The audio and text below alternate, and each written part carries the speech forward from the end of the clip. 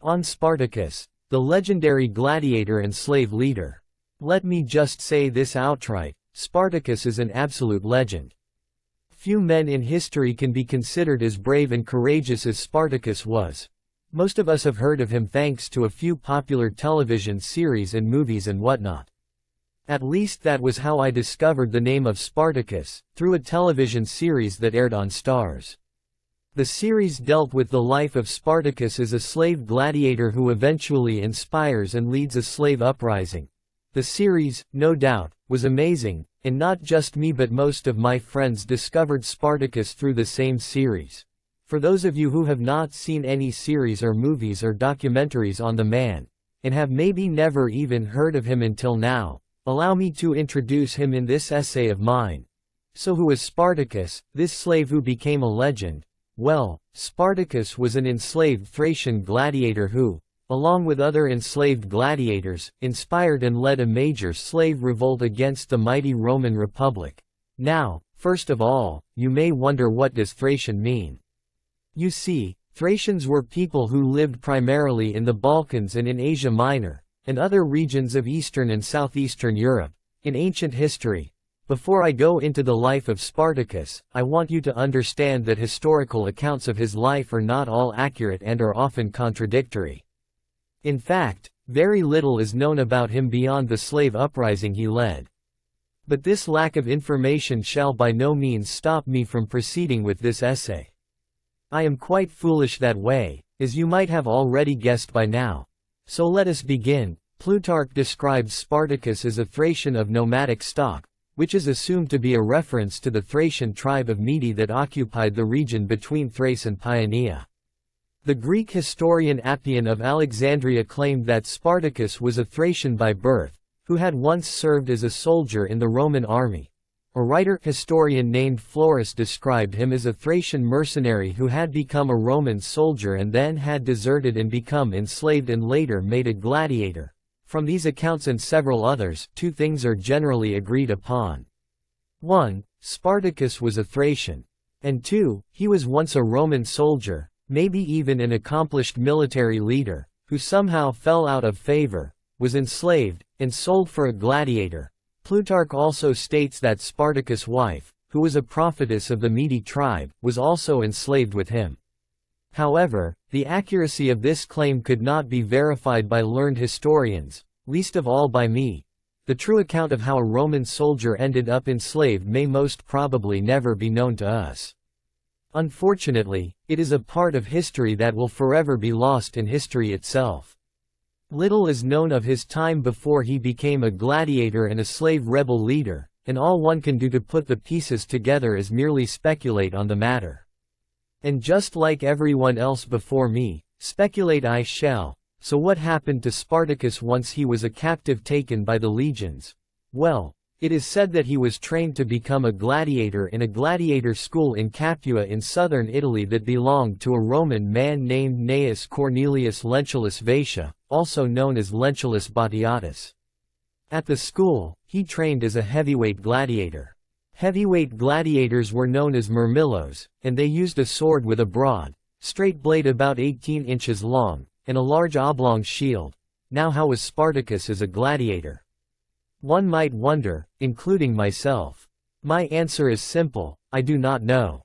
I assume he was good, maybe even great, but that is merely an assumption based on the limited knowledge I possess through the series one watched. A dramatized version of his life can hardly be regarded as wholly accurate, and so here I humbly proclaim my ignorance. Another reason that leads me to believe that he was a great gladiator was the fact that he inspired and led around 70 other rough and tough gladiators in their eventual escape from the school. Surely, he must have been great at what he did in order to command such respect from other hardened gladiators. But, again, this is just a theory with no facts to back it up, much like most things relating to Spartacus' life. Even historical accounts cannot help us much to recreate his life as an enslaved gladiator. Therefore, allow me to skip straight to the most dramatic and interesting part of his life, which is the actual revolt.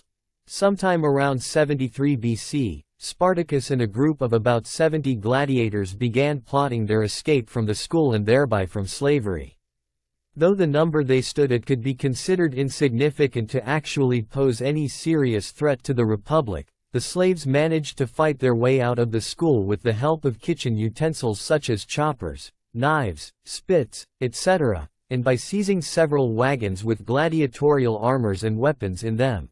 Upon their escape, the slaves managed to defeat the small number of soldiers that were sent after them, and they plundered the regions surrounding Capua.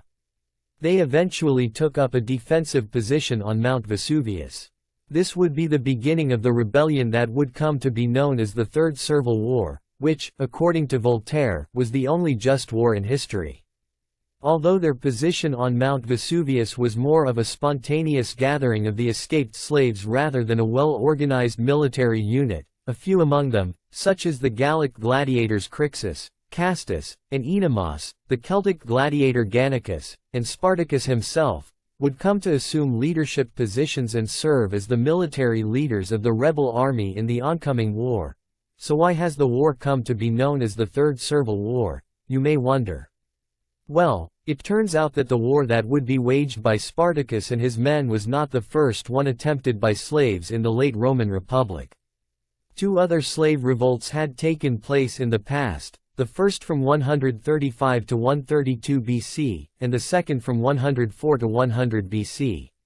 Hence, Spartacus was responsible for starting, perhaps unknowingly, the third and most dangerous one yet. The slave army easily defeated the small Roman force sent to recapture them and then equipped themselves with the captured military equipment, making them even more dangerous and strong.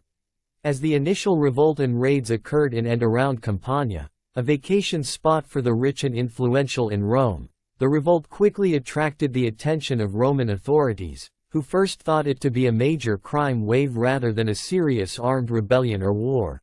The authorities, dismissing the rebellion as a mere policing matter, sent a militia of 3,000 men under the command of Praetor Gaius Claudius Glaber. The militia besieged the slaves on Mount Vesuvius by blocking the only known way down the mountain. Glaber decided to wait until starvation would force Spartacus and his men to surrender. But Spartacus turned out to be an incredible tactician, which lends some credibility to the fact that he previously had some military experience.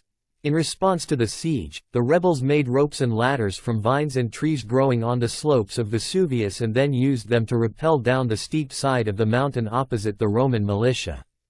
Then they moved around the base of Vesuvius, outflanked the militia, and killed most of them. This was their first major victory against the Roman army. Their second victory came after they defeated the second expedition sent after them, led by Praetor Publius Varinius. Varinius split his militia into two under the command of two of his lieutenants. But the rebels managed to defeat the militia, nearly capturing Varinius, killing his lieutenants, and seizing the military equipment of the soldiers. Unfortunately, around the time of these two successful battles, the rebels lost one of their main leaders, Enemos, most probably in battle. These two decisive victories inspired more slaves, shepherds, and herdsmen in the region to join the slave army and take part in the rebellion, swelling their ranks to around 70,000. The slaves continued with their raids, expanding their raiding territories to include the towns Nuceria, Metapontum, Thurii, and Nola. Keeping in mind the distance between these towns, it is speculated that the slaves probably operated in two groups commanded by Spartacus and Crixus. During the winter months, the rebels trained, armed, and equipped their new recruits, and continued with their raids. The Roman authorities now began to take the slave army seriously after they had proved their ability to withstand the Roman armies sent after them. Now, it was a war, not just a crime wave. In the spring of 72 BC, the slave army left their winter encampments and made their way northwards. The Roman authorities, having learned their lesson the hard way, dispatched 2 legions after the rebels. At first, they proved successful after defeating a group of 30,000 rebels led by Crixus near Mount Garganus. However, the legions were soon defeated by the rebels led by Spartacus, but the slave army suffered a great loss this time. 2/3 of the rebels led by Crixus were killed, including Crixus himself. Once again surprised by the slave army's victory, the Roman Senate appointed general and statesman Marcus Licinius Crassus, who was known as the richest man in Rome, to bring an end to the rebellion. Crassus was put in command of 8 legions consisting of over 40,000 trained soldiers. For reasons unknown to this day, Spartacus, who was leading his men northward, decided to retreat to the south of Italy and then again began moving northward in early 71 BC. The rebels were now on the defensive, and their situation would soon take a turn for the worse.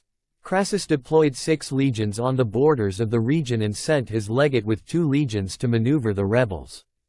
In the engagements that would follow between the legions and the rebels, the legions were victorious in most of them, forcing Spartacus and his men to retreat further south.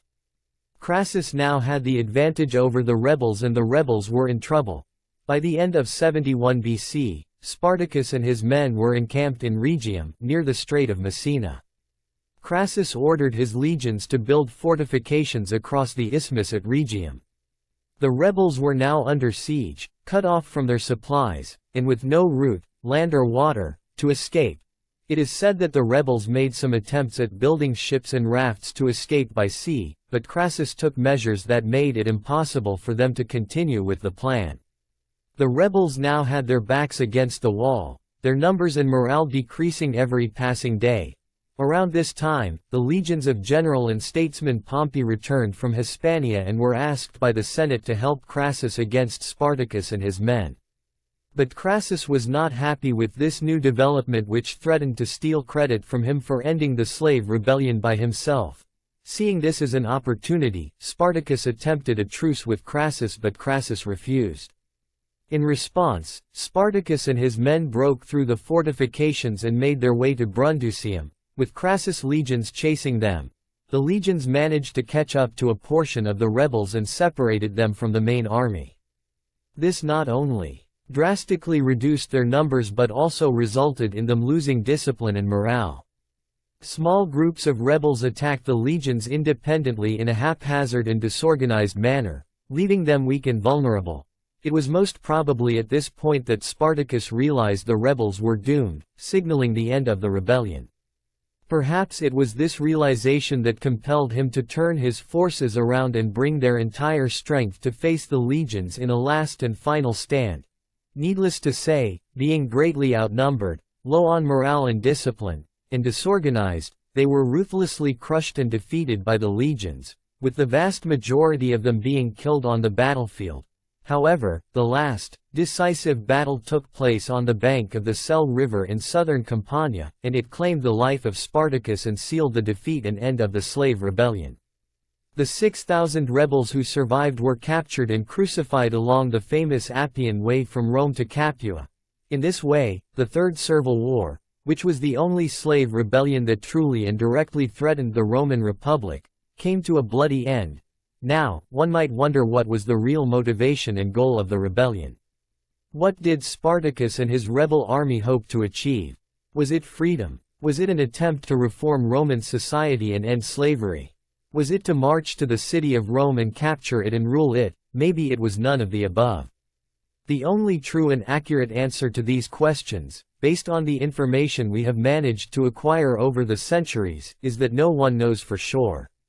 The real goal of the rebellion might never be known.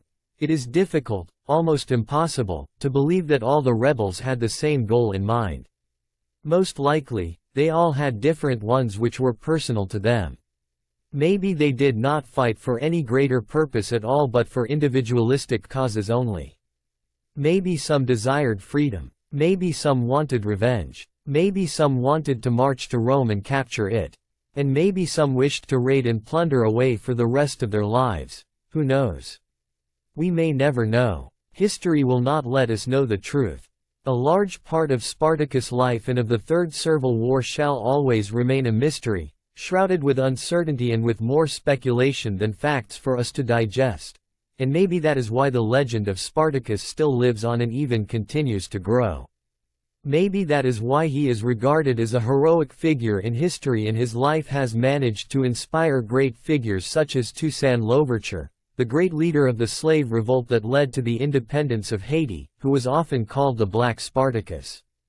Karl Marx considered Spartacus one of his heroes, describing him as the most splendid man in the whole of ancient history and a great general, noble character, and real representative of the ancient proletariat. As I mentioned at the start of this essay, Spartacus is an absolute legend.